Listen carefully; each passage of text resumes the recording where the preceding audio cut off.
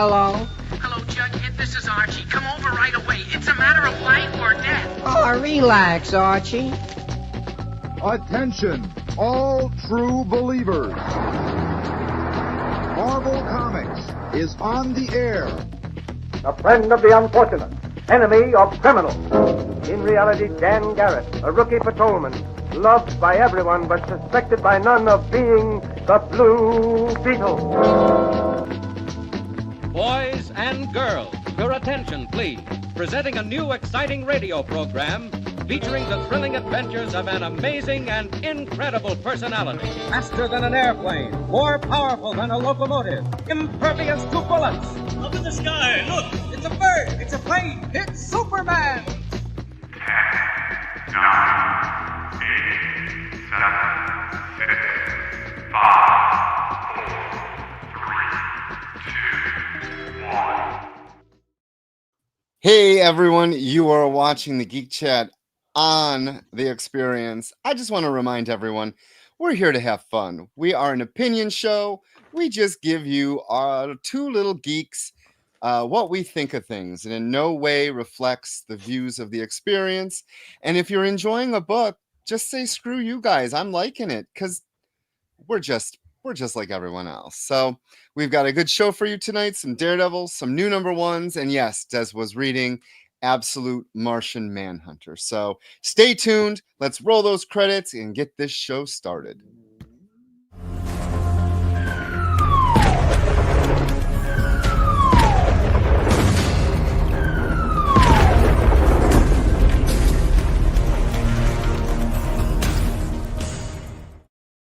Hey everyone, thanks for joining us on this Thursday night. It's the Geek Chat. I'm Beardy Rich.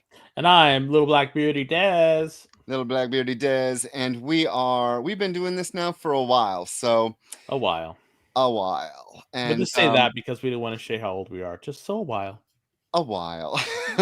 I was having a great conversation earlier today with a customer of mine about titles, and if you like something, read it. And she was reading hate on internet because, there's a lot of hate on the internet.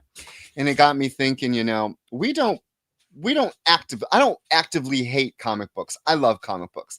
But sometimes you run into some books that you just don't care for. Yeah, and that's fine. Yes, and that is fine. But that doesn't mean you shouldn't take a chance on it yourself.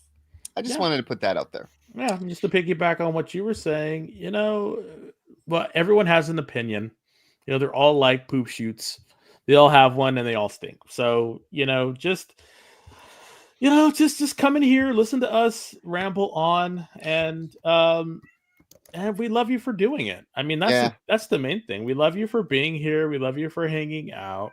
I'm sure you love getting the free variants that we give out as well. Speaking of variants, we have one. We do. We're giving this away. All right, so this is the Wolverine Revenge, a book I forgot was coming out. Number 5, 1 in 25 Alexander Lozano variant. Yes, great story. I literally thought it was a 4-issue series. I guess I don't know when number 4 came out. I don't remember reading 4. So we have 5 now. I have no clue how long this series is. Who knows when the next issue's out, but I'll read it someday. Hey, everyone in the chat. Steve, yes, another issue of G.I. Joe did come out. I haven't read it yet. Barlord, Paul, hello, Richard S. Welcome in, Meatwad. We're here for you. Put in hashtag Geek Chat if you want to win this great Wolverine cover. Yes, all of the variants have gone out. Everyone should have gotten their variants. So please, fill it out. Fill out the hashtag Geek Chat. Yes, fill out your hashtag. Get this variant because as always, if I don't give it away, Rich gets it, and he gets his little goblin hands on it, and then no one's happy. So I'm happy. I mean, true. So if anything, that should hopefully move you. To putting in this hashtag. Hey, Barlord got his. That is awesome. Yay! I'm glad that you got it. And Steve is really anxious for you to do your your battle cry, Rich. I will do the battle cry after a couple rum and cokes later tonight. Oh Lord. I probably text me and it'll be like I was quite disappointed in myself. So for the Hush comic, they did a glow in the dark cover, and normally the glow in the dark covers are hit or miss. Yeah. But this one really, really, really, really, like, it was very glowy. And glowing? I'm like, very glowy. Like radiation type glowing? Yeah, it was really good. Are you sad? I wish I had got it. I was very sad. Because, glow in the darks, like I said, they're hit or miss. Sometimes it's like eyeballs glow. There's no real glow like back in the day. Well, this one really did. One of the retailers posted it, and I was like, damn it. Of course, it's sold out, so it's fine. All right, Barlord. Well, I hope that some of these quality books are the ones that we are reviewing, and we liked them just as much as you did. That's kind of presumptuous for us saying that you might have liked them, but who knows? So I just want to put my 2 cents in. Like producer Kyle and I were talking about, there were a lot of great quality books, just not the ones we're reviewing. Yeah. Yeah. All right. So, okay. So on Snore Again, Born Again, Daredevil, Born Again. You are the worst.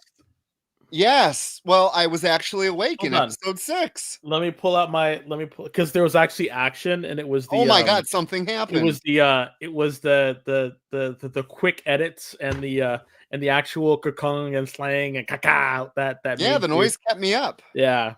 You're insane, sir. Well, episode 5 was the most wasted of an episode ever. Okay, so let's just talk about what we're talking about. So Daredevil Born Again, and there was 2 episodes that came out this week. That is correct. I don't know why they did it like that. It for me, when they do it like that, it must either because there is interest that is not. There's not enough strong interest, or they're trying to get eyes on the brand. I do know that Snow White came out, and people really did not like that. So maybe that's one of the reasons why there was that weird ass trailer about Doomsday in production, and I'm like, with the names, and I'm like, okay, whatever. Just to drum up hype, I guess. So the hype engine is running. So just be prepared. So maybe that's why we got 2. I was not expecting 2. I was not happy that there was 2. So it was planned. I knew it was 2. 5 and 6 were getting in one night. But I thought that what would happen would be episode 5 would be the reason, and then episode 6 would be the Born Again. Yeah, the climax. Yes, I really thought that we would get a little bit more meat in episode 5, leading to both men doing what they did in 6. But 5 was more of a, hey, we're going to show you that we are connected to the MCU, to the Disney series, by showing Ms. Marvel, her little pop, and her dad. And we're going to have a fun little romp in a bank. Yeah, for me, that did seem sort of a little bit out of place, having that, because I was like, okay, well, I have to say, like, good on that actor for getting all this screen time and being available and being able to do that, because he's gotten 1 series, a movie, and now this. So good for him. Like, kudos, my friend. Get out there, get your money. I did think that it was they tried to use this as a way for Matt to kind of pseudo release the devil a little bit, because he really felt like, it was one of those things that said, like, oh no, maybe I am needed in this way, because there are still things that I cannot do that cops, or something like that. I don't know. So yeah, I don't know. So I don't know. I'm just kind of like, I didn't understand what that was. It's just like that whole episode was just kind of like, some people were saying that it was like a side mission, or it was, like a one shot or something, to say, like, like you were saying, hey, remember these people? It's a shared universe. continuity. I really feel like that was the whole reason. I mean, yeah, maybe you're right about some, pent up Daredevil energy. It's his own fault. And then it's his own fault for having this in his system, for quitting. And I just feel like the motivations just keep getting more and more wonkier. So we're done with 5. Let's go into 6. Oh, so you don't want to talk about anything else about 5? I mean, the what action else happened in it? I mean, the action was kind of cool. He got an invite to a party, so that was good. Yes. Because didn't when She-Hulk, didn't Matt go to She-Hulk's party? Wasn't he there for the party when he guest starred? Sir, you expect me to remember that? I don't know. In the comments, let us know. Did Daredevil go to She-Hulk's barbecue party when we got to see that sad image of Scar or whatever? Was he there? Hey, Easy Reader, welcome in. Yes, welcome in. I don't remember. I don't know. Okay, we're done with that. So now 6. 6, okay. We get some action. Why I don't like children in TV shows. They're stupid. Children are stupid on TV. They really are now. We've got the 2 dumb girls in Star Wars, whatever. Then we had the stupid children in that other Star Wars. And now we have yet another stupid child in a Disney show. Some 15-year-old is just going to go down into the subway system. I wish Matt got there late. Like, I really do. Just saying. All right, say that again. I want to make sure I heard you right. No, you couldn't. What? So, wait, hold on. The She-Hulk show, I didn't make it past. Well, then you're no help, our Lord, with that. Sorry, but thank you. Yeah, she had a booty call. She-Hulk and Matt Murdock had a booty call. I'm sure you heard about that. So yes, I remember that. I was wondering if he's going to show up. Oh no. Uh-oh. No, I'm glad that he saved her and fought Muse, and of course, we have to let Muse go because you're a moron, and no, we can't let her die. You can't let her die. She hasn't tapped in the mystical powers of the amulet yet. All right, so okay. I want to say what I did like. I did like the fight with Daredevil and Kingpin and how it mirrored each other. As I said in the last one. Both of their energies are coming out, and yes, the show, they both are going to be born again, and who knows what the next episode will bring. I think born again is misleading. I think it's not about being born again. It's about them lying to themselves. They are not born again. They are not born again. It's very much a leopard can't change its spots type of situation. They will fail, and that is what the big thing is coming to. They will fail this being born again. Matt will fail to keep his alter ego, Daredevil, in check, and maybe he'll kill again. Who knows? He probably will, because of how many people Muse killed, or maybe that'll be his redemption. But I do think that if that's the crux of it, Daredevil will be born again because he will stop Muse without killing him. Thus, his being born again to be able to suppress the devil so much now that he can basically, like, it'll marry, and Wilson Fisk will not be able to maintain being mayor because he cannot control his devil.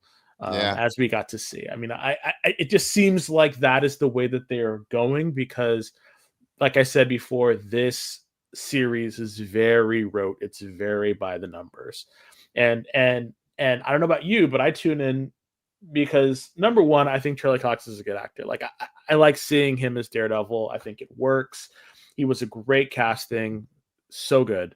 I like Vincent D'Onofrio as Kingpin. I thought he's fantastic. Even though you don't like the way he talks, I thought he was great, and I think he's great. And then the cameos, because we are all cameo whores. That's what we are. Like, we want to see Easter eggs. We want to see what's going to happen. At least I am. I can't speak for all of you, but we love it. I love it. So when it was Kamala's, little pop, and it was her father, I was like, oh, cool.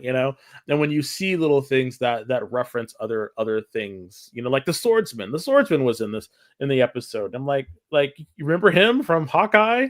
Like 2 years ago, hey, guess what? That's who that was. Yeah, we had no clue. Yeah, so because he was not a bad guy, he's actually a good guy. So it's like, yay, swordsman's back.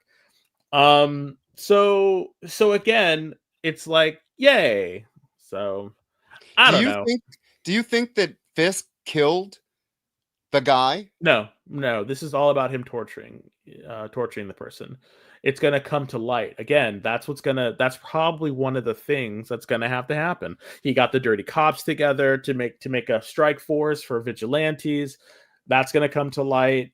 Something's going to happen with his wife. His wife is probably going to leave him because she's been seduced too much by her own devil. That might send him spiraling out of control.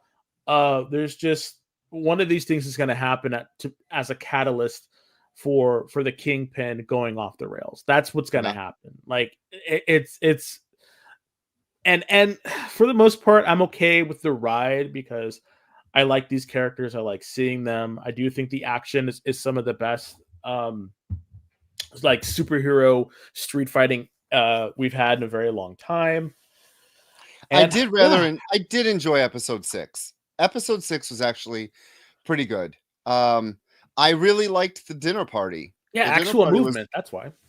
The dinner party was really nice in revealing the real seedy underbelly of what's going on, and him realizing, oh, being mayor isn't going to get me somewhere, but being the Kingpin and telling these people what to do.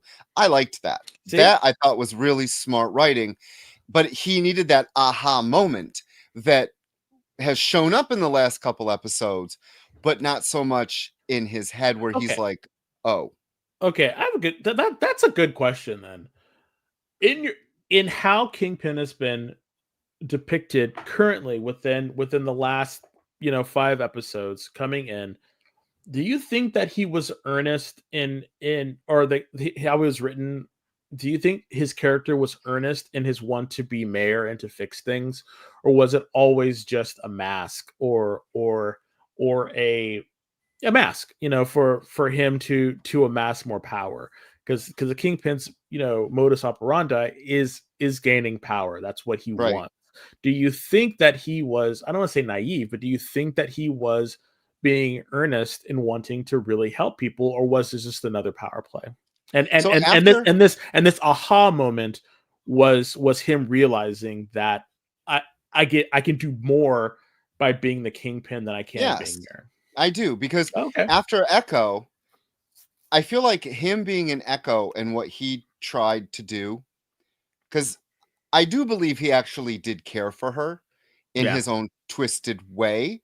I do think he felt something for her.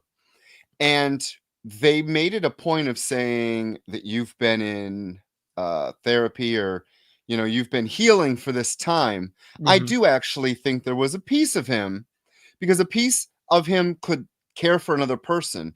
I do think he did want to be mayor to fix things, but I think that I think that whole dinner party showed him that he was doing the right, and I didn't watch any of the previous, so I don't know what he actually did in any of the Netflix stuff, but just from my short time with him, I do think he wanted to be mayor, thinking he could change things. Yeah. Because when he was at that traffic jam and he got out of the car and everyone's like, don't do this, and he's like, pave over it, he was the frustration that us average people in the real world look at. Like, I would love to run for mayor of San Francisco. Oh, Lord. But I would not have any idea what I'm doing. I would want to be that person to cut the red tape, because it's unnecessary how I see it. You put so many blocks up that's impeding things. And I think that that's what he saw. But I actually think he now realizes he can do a lot more from behind the scenes when people fear him. And in comic book world, people that fear him tend to be the people that do his bidding. Yeah. Because if you cross him, you die. Yeah. So I really think that there is something to that. Yeah, everyone's the hero of their story. Not everybody. Some people don't necessarily believe that they're the hero. Yeah. I know a few people that are like that. So, but someone who is a hero in this story is a guest star, and that is Godzilla in the Godzilla versus Fantastic Four #1, which starts. That's a segue. Shut up. That starts a whole bunch of Godzilla and Godzilla solo starring in books, I guess. Rich Kingpin of Haight-Ashbury. Oh God, no. You were the kingpin of Soma. All right. So who did this piece of I don't work? know. They put the credits not anywhere where it would make sense. Yeah, they buried it. I don't know who the writer is, but I know the artist is John Romita Jr. Romita. The Arthur Adams cover was fantastic, and I really wish I could have got it. Godzilla, if you don't know, has drawn covers for Godzilla for a long time. Has drawn covers? Arthur Adams has drawn Godzilla. Well, if he can, maybe he draws giant ones in the sea. I don't know. All right, I got it. All right, cool. Ryan North was the writer. Okay. John Romita Jr. was the penciler. Okay. Scott Hanna was the inker because he normally inks John Romita Jr. Marcio Menez was the colorist, and VC's Travis Lanham did the lettering, and that main cover was by Adam Kubert and Maury Hollowell. Yes. I got the Lionel Francis Yu wraparound because I love Lionel Francis Yu. I would have got the Arthur Adams one. Yeah, they show. We know what I liked about this issue. They showed all the covers. They showed all the covers. Yeah, that's what I was like. Okay, at least I get to look at it. So I was like, cool. But yeah, this for me. Okay, so I guess the Mouse and folks over at Toho who do who are the company that has Godzilla. They did the same thing with Toshibira. I think I said that right. Who has Ultraman? And they're trying to move a little bit more of the Japanese heroes to America, and I think that's really kind of fun. Do not go into this story looking for anything that is remotely connected to anything. It is a one and done story about Fantastic Four having to stop Godzilla, and a very interesting not retelling, but a very interesting introduction to King Ghidorah. And I thought that was great. Yes, Barlord, it is dumb fun. If you are a fan of Godzilla, you should read it. They take his biggest villain, King Ghidorah. I mean, other people like their other ones, and I really hope that in this book and the series of books that are coming out, that we get to see some other of Godzilla's rogue gallery, because he has quite an interesting rogue gallery. But again, this is dumb fun. It's just silly for the sake of silly. I mean, Galactus, is in it, and what his motivation is silly. Everything about Godzilla fighting King Ghidorah is silly. The Fantastic Four being in there doesn't really have anything to do with the overall. I mean, they kind of do, but it's so silly. It's very silly. So if you have money to burn, or you really like Godzilla, check it out. It'll most likely probably read better in a trade. That way you can just kind of get it one and done. I don't think, and this is what's sad about it, is because money is the way it is, and we need money to do things. This might be, and I hate to say it, might be a wait for trade, only because you can get it all collected into one thing, and you can just really revel in your Godzilla glory. So, what are your thoughts, Rich? It was a comic book. Oh, stop it. Okay, so let's get down to brass tacks here. The writing was atrocious. It was because it was silly. It made no sense. It was just silly. It was silly. The dialogue was ridiculous. Okay, this is an actual panel. And these force field blasts from the Invisible Girl ought to make it enough to make it reconsider. She said that. Why would she say that? That was on page 1, 2. That was on page 4, and I went, "Who the hell is writing this crap?" You know what it is? You know what it is? People need money, and you got to get your money somehow. And the writing was you take these gigs because you got to pay rent. Your kid needs braces. The writing was atrocious, and I love John Romita Jr., but this was not his best. I said that the art was actually pretty. I thought the art was actually pretty pretty okay. Godzilla's head was really mushy looking. He wasn't imposing. Yeah, and I think that's just because he hasn't really drawn Godzilla before. Like I thought that the picture with like anything that had to do with the Fantastic Four, of course, looked fine because he is a Marvel artist, so he knows what he's doing with them. But yeah, King Ghidorah, that was Godzilla, rough. It was rough. So Bar-Lord, that would have been really cool if Reed did make a mecha. Didn't happen. I don't think I've ever read Ryan's North work. So, and yeah, I love JRJ back in the 80s and 90s, and I love his work. He's getting. I mean, yeah.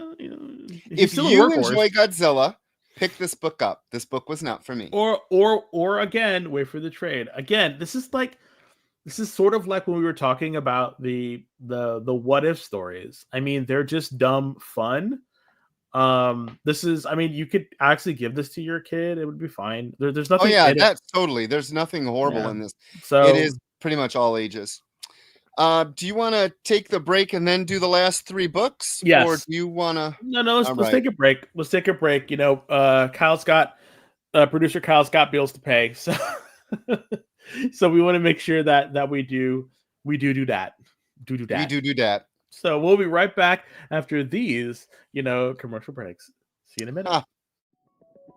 FOC, a comic industry term for the final day a new comic can be ordered by a local comic shop. So what does that mean to you?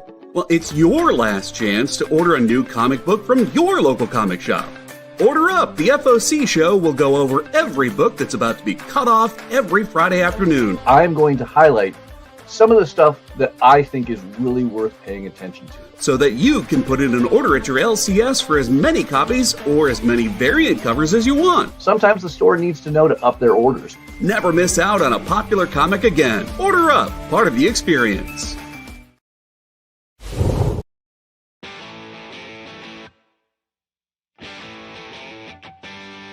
What do you call the place on Spider-Man's wrists where the webs come out? His website.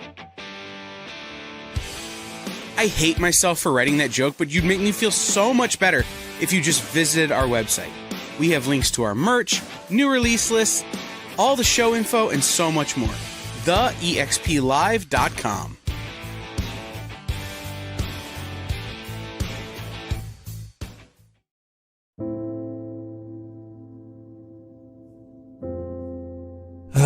Boring old Tuesday. Kick it! Hey, let's get to it. Henri Copen scours collections and comic shops to bring you the biggest deals on beautiful comics. I'm very eager to sell these books. Plus, he smashes those other boring sales shows. Henri's got fire, excitement, personality, key books, Momo books. Sexy Momo books for you. A cute dog.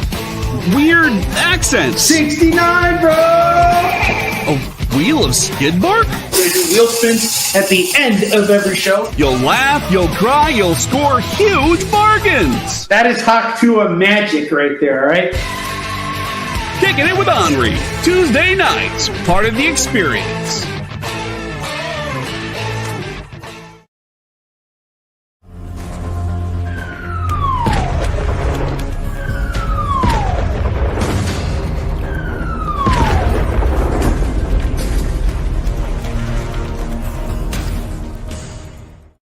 Hey everyone, we are back. The Geek Chat. We're on the experience. I'm Beardy Rich. And I'm Little Black Beardy Daz. Ooh, I got you turned way down. Am I too loud? Is that it? The commercials are so loud. Well, they want you to hear it.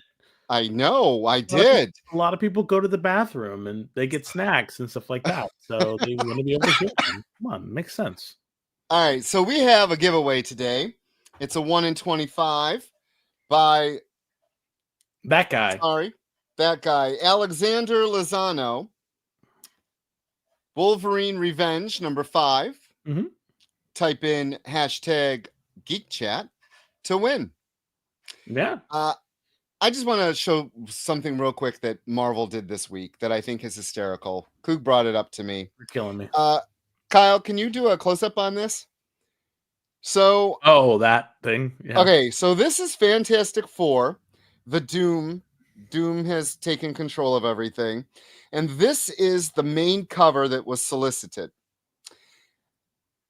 And notice that if you are a Ben fan, Ben has lost his rocks.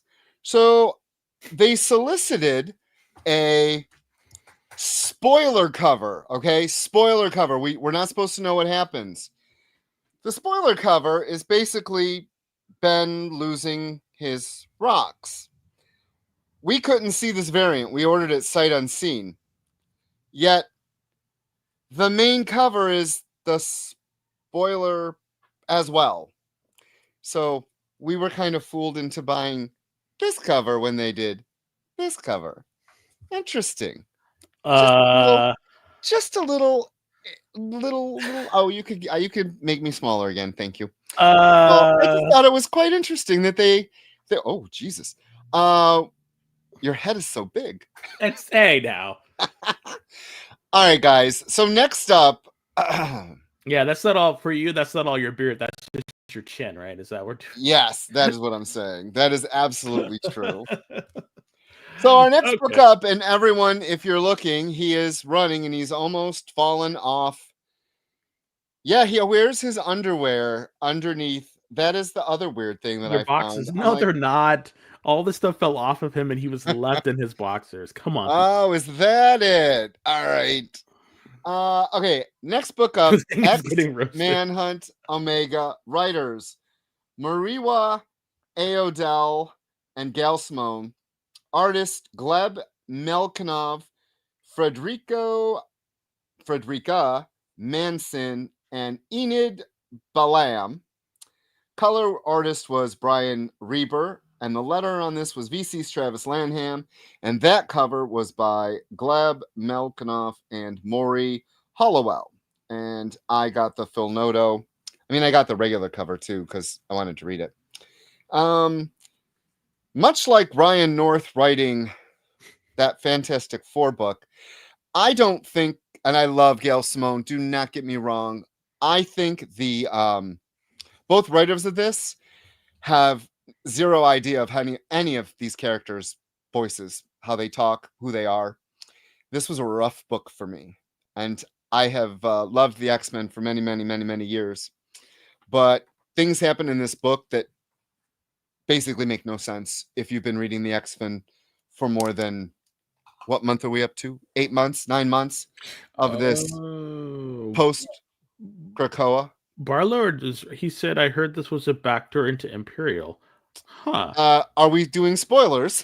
Because if we are, yeah, then we will talk about that. That makes sense then. Okay. I mean, sorry, cat running around. Oh, okay.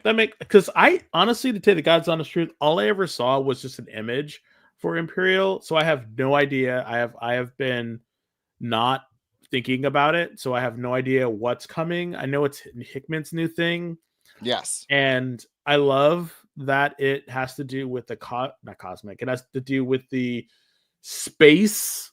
I guess it's cosmic stuff for Marvel.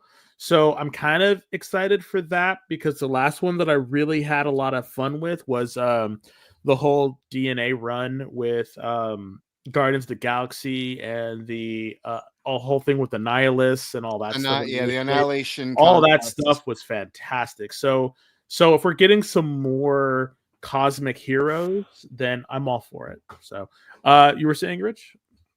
No, just everyone was a little off in this. I know you were talking about the spoilers. Oh, we can do spoilers. So yes, Xavier has escaped with Lilandra. He gives his ex-family kind of a nice little farewell and then goes off into space, and they will be seen in Imperium because excuse me, his daughter is the head of the Shi'ar, and there is a coup going on. Yep. So I loved Bird. I just realized it. I'm sorry. You said coup going on, and they're birds. So they're a coop. Sorry, it's just it writes itself. I'm sorry. It does. Yes, so they're going into space. I'm very excited. I read that, and that was the one thing of this book that got me excited. Yeah. I went, and I'm glad that we know that Marvel likes to spoil things because we do the FOC, which is we do 3 weeks worth, but they do they tell what's coming on in 2 months. So we already know what's going on in June. So they really can't hide anything. And I like the fact that for Imperial, they talked about Nova.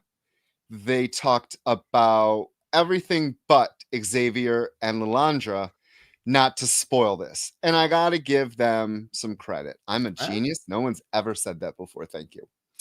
The set's too big. Stop it. I just have to say that I told you earlier I was talking with a customer, and her other complaint, she dropped 3 X books.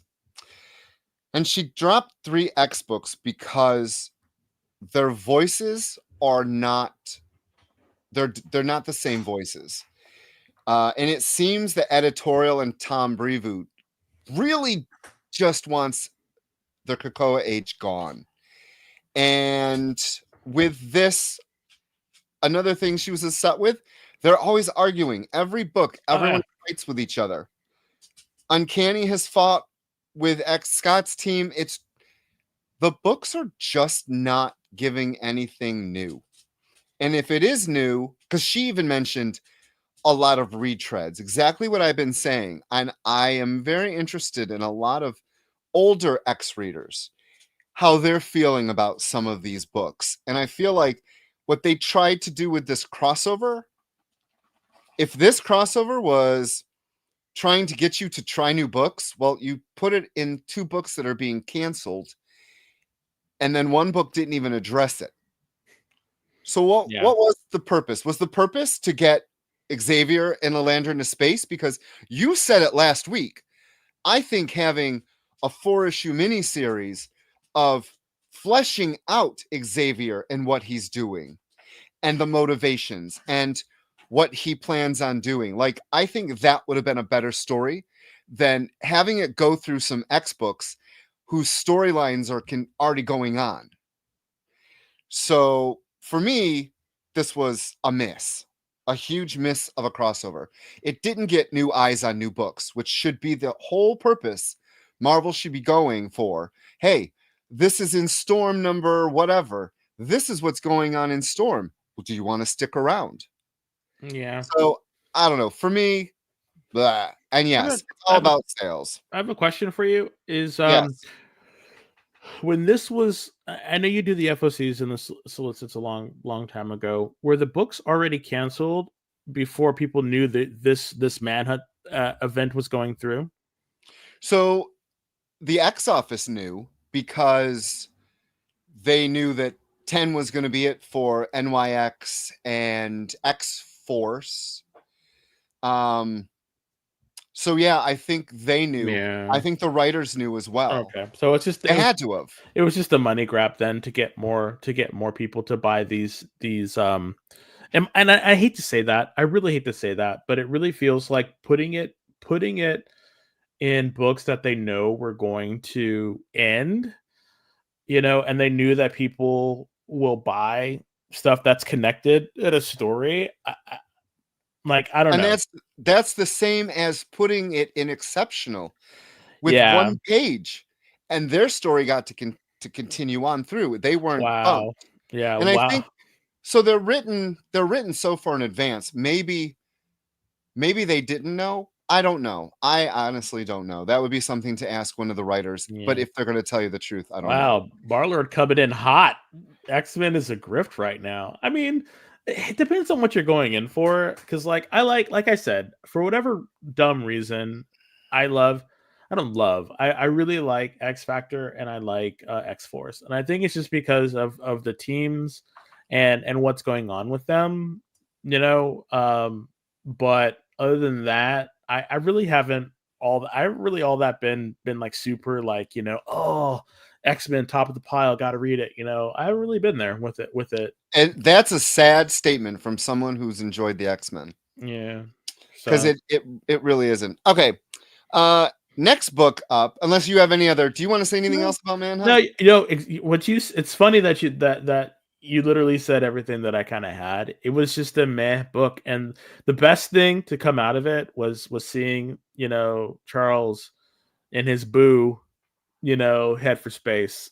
So it made me really kind of, and I know I don't want to throw this word around too soon, but kind of made me excited for Imperial. So I want to see what happens. So, okay, and I just want to say it's funny, the reactions on Twitter about Emma and the mischaracterization of Emma. Gail Simone was called out, and she's like, "I did not write her." So that was the other writer who wrote. That's great. Out of. I mean, it was funny that Gail threw the other woman under the bus, but okay. But funny. It is. It was. It was really funny. I love Twitter. All right. Let's go to our next book, which I'm interested to hear what you have to say about this, because I wasn't sure if you were gonna like this. I'm gonna say this right now, and let me look into your eyes, past your beard. You did not like this. I did not like this. I knew it. But I hope, and I told my friend that was here today, we were talking about comics, she asked about it, and I said, go get it. Read it for yourself. I did not much care for this book, but that doesn't mean, and I'm glad Barlor loved it. I am really happy that people like books. You like the books you like. You read the books you like. I will not be reading this book because I did not like it. What are you laughing at? No, just you. It's just weird. Like, we've known each other for so long that it's kind of interesting. Like, I was sitting there reading it on the train home, and I'm like, oh yeah, Rich is not gonna like this. I was like, oh no. So, but it's always great. It's always great when you prove me wrong, though. Why did you care? Well, okay, tell me why did you like this book? Or did you? You never said if you did. Okay. So, and it depends. It took me okay, I don't think that I'm a dumb person, you know, and I'm looking at it and I'm like, okay, so here's some spoilers. This is a retelling of Martian Manhunter and John Johns' life. In this story, it's weird, and this is what made me have to read it again. I know it's funny. Yes, Zax, it was the fact that the Martian Manhunter at this point is sentient smoke, and he has infested, I'm going to use the word infested, this police officer's, detective John Johns' essence.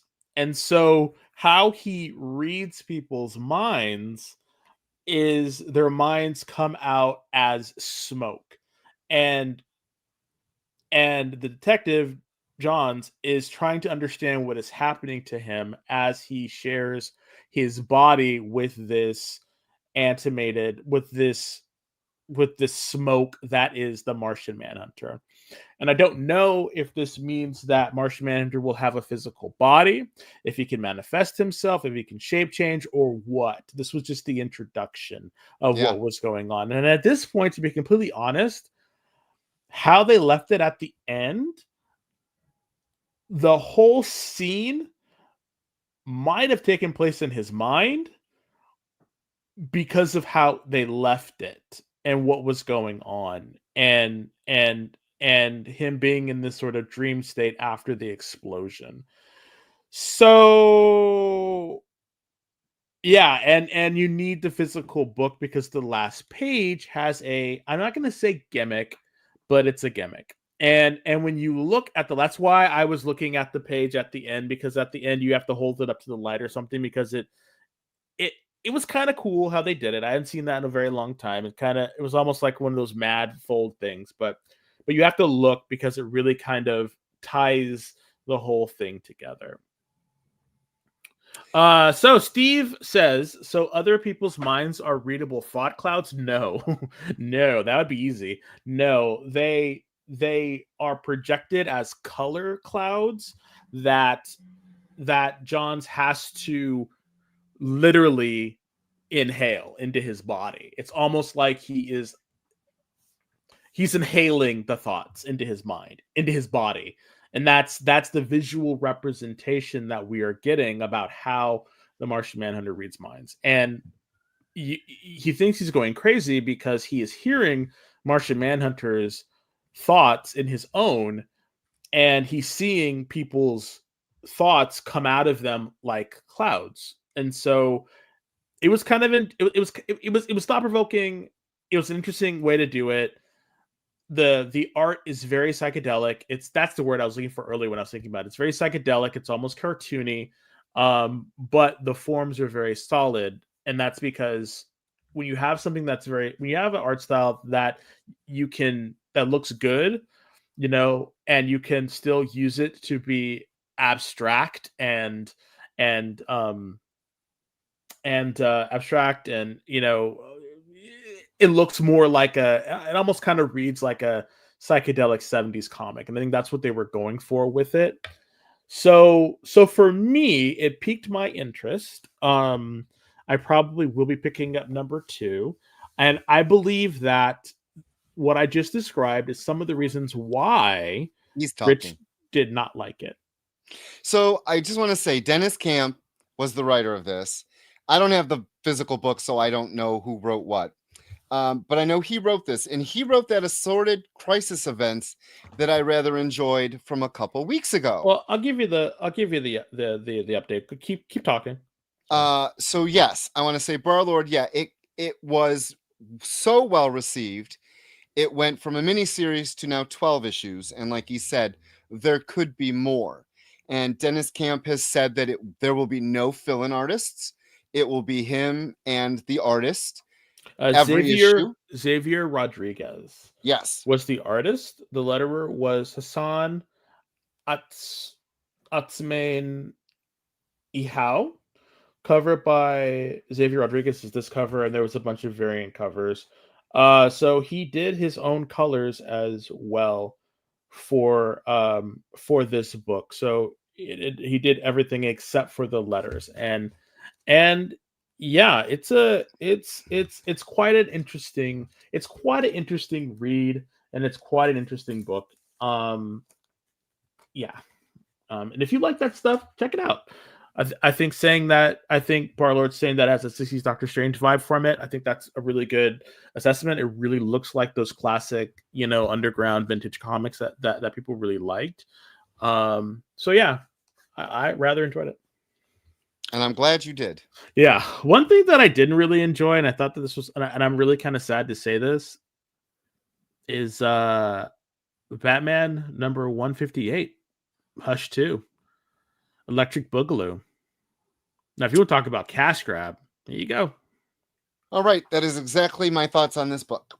So it was released, and DC has banked on Jeff Loeb, Jim Lee, Scott Williams, Alex Sinclair, all back together one more time, bringing the band together, bringing it back. Richard Starkings did the lettering, and that cover was by, of course, Jim Lee. I got the Campbell cover because I thought it was cuter. Then got the regular one. You got the regular one. Yeah. So I don't want to go too much into this because I don't know how DC sales have been. Ever since DC broke the comic book chain, sales really have been meh. We guesstimate maybe. I don't know if Batman's regular title was doing well. I don't know if it wasn't doing well. I know that Absolute Batman has kicked all sorts of butt when it comes to numbers. Yep. And I feel like DC, they're really hitting it in a lot of their books. I was really excited for this week's books. There were a lot of really good DC books that I cannot wait to read tomorrow. So they banked on Jim Lee's name again. You know, Jim Lee's been the EIC or whatever he's in charge of something at DC. It's been for years. He's like a creative director, like something like that. Creator or something. So we're like, okay, hey, Hush did really well for us.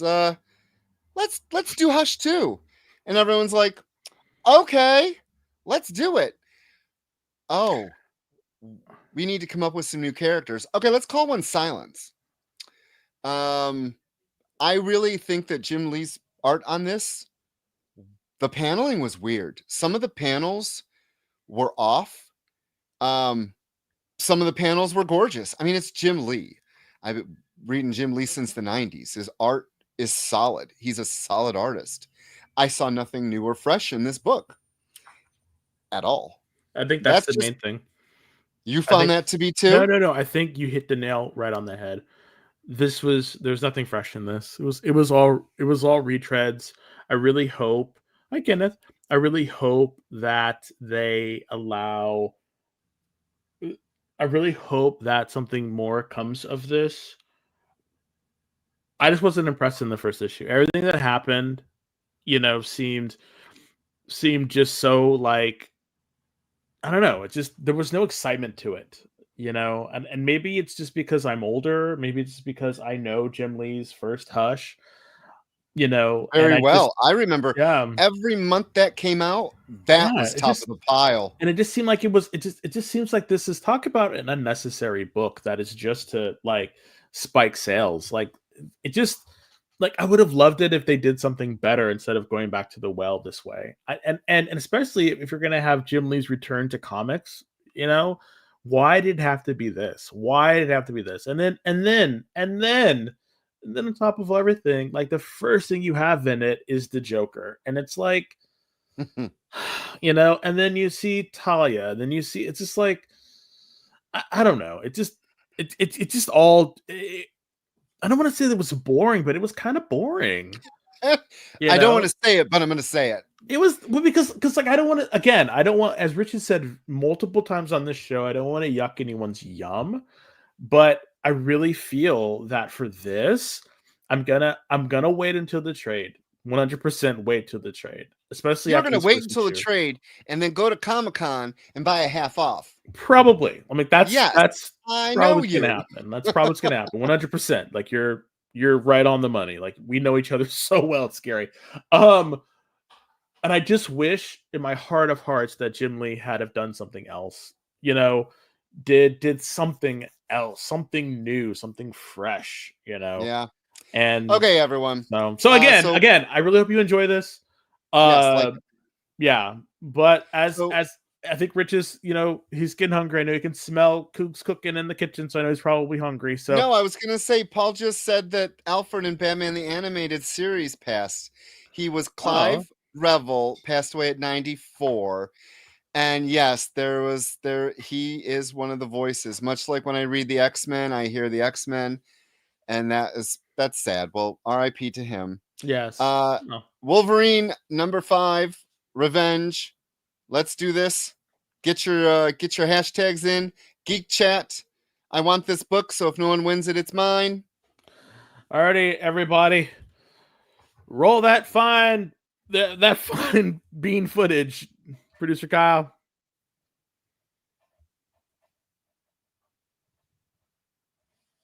Oh. Space Case Collectibles. Got it. Space Yay. Case. Cool. All right. So now I'm scared though, because like, just Space Kiss Collectibles. I'll sign it for you. How about that? Collectibles. That way you know it's from us. Yes. In my opinion, we had 4 misses this week. So I'm really hoping next week's book, our book selection for next week, will be a little bit more. Are we going to do that now? Is that something we're going to start? So Rich says he has 4 misses. I say I only have 2 misses. Well, I only have 2 misses. So, and then, yes, we will be reviewing Absolute Green Lantern next week. Please stay tuned. I read it. I got my opinions. So also, please sign, click the link and do the giveaway. Put your information in. That way we can send it out. We try to send this stuff out during the weekend, that we can get it next week, and you can rave about us on the next episode. So yeah. I just want to say thank you all for coming in and sitting with us for this hour. It is one of the highlights of our week.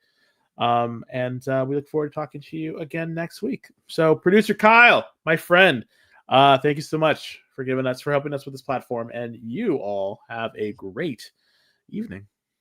Bye. Join the party. Head over to our link tree to find all the links for everywhere the experience is all the time.